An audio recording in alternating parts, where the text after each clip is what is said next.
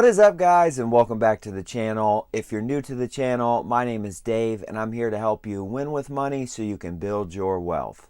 Should I save or pay off debt? This is a question that as a financial coach I get asked more than anything else. In this video we're going to tackle this question and I'm going to present to you what I recommend based on different scenarios in terms of whether you should pay off your debt first or whether you should get to saving first. The short answer is you should be doing both.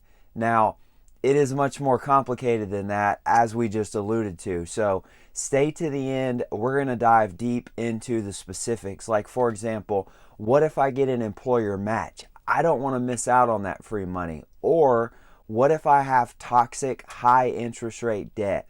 I don't want to carry that. It stresses me out. Which one should I do first? These are all great questions and common situations, so stick to the end. We're going to go through each one of them and let you know whether you should be saving or whether you should be paying off debt. Let's get into the video. Before you can start tackling your toxic debt, you need a starter emergency fund so that you don't get derailed when life's emergencies happen. Notice I said when, not if. Emergencies are going to happen. There's going to be rainy days. There's going to be ups and downs in life. That is the nature of being human. So you don't want to get derailed when you're paying off and you're making progress by an emergency. So starting off with an emergency fund will get you a little bit of protection against life's unknowns. And a good rule of thumb for a starter emergency fund is to save 1 month's worth of your expenses in a high yield savings account. The best time to start saving was yesterday. The next best time is now.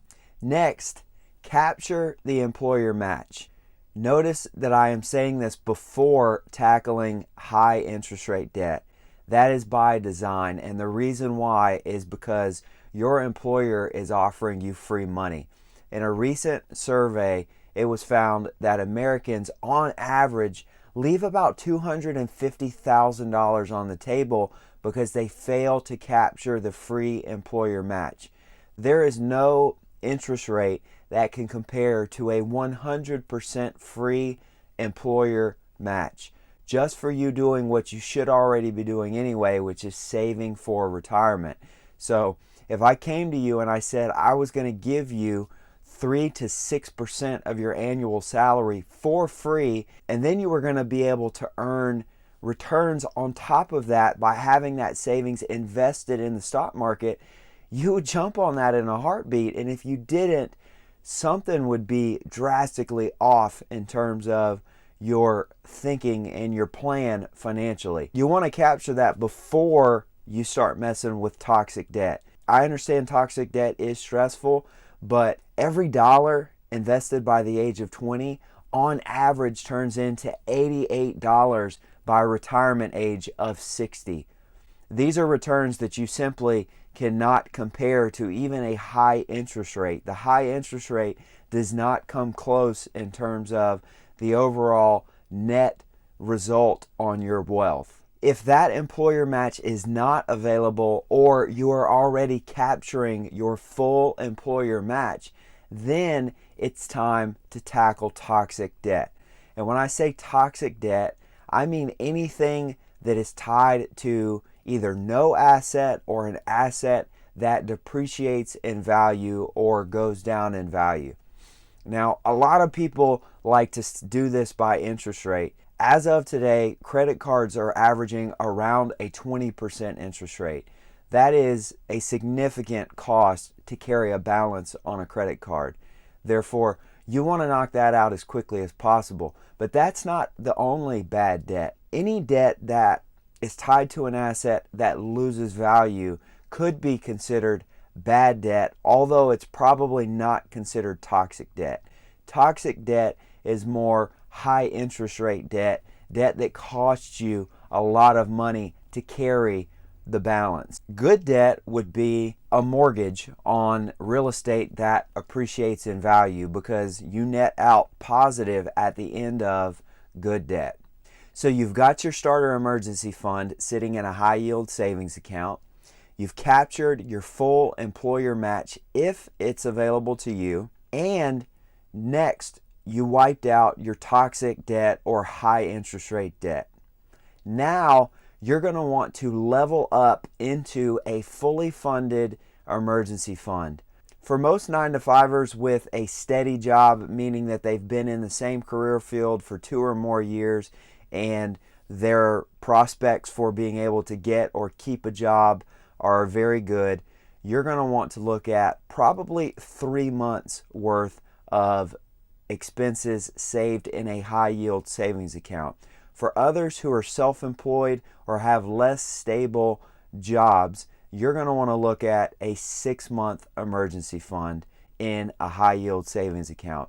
Keep it in a high yield savings account. You want it liquid to where you have access if you need it, but that is the place where you can get it liquid, meaning you have access to it, but you also are going to get a better interest rate than you would get with a traditional savings account that you would see at your standard brick and mortar bank. The fully funded emergency fund is going to give you peace of mind because that's going to protect you against 99% of life's emergencies. Now, if you want to go higher than this on your emergency fund, it is your money. You are welcome to do with it as you wish. But consider the alternative. The alternative to that money sitting in a high yield savings account, which right now on average gets around 4% interest, is investing that money into a high quality index fund that can return around 8% annually.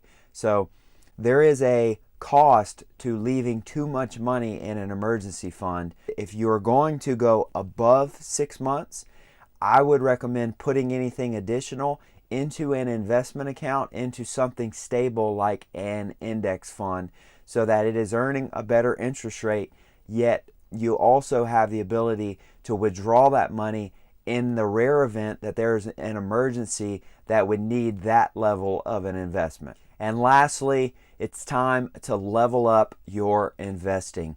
Here is where you're going to want to make sure that you're investing at a minimum 15% of your annual gross income, which is your before tax income. And that is at a household level. So if you are married, then you're going to be looking at you and your spouse's income and making sure that combined you're going above the 15%.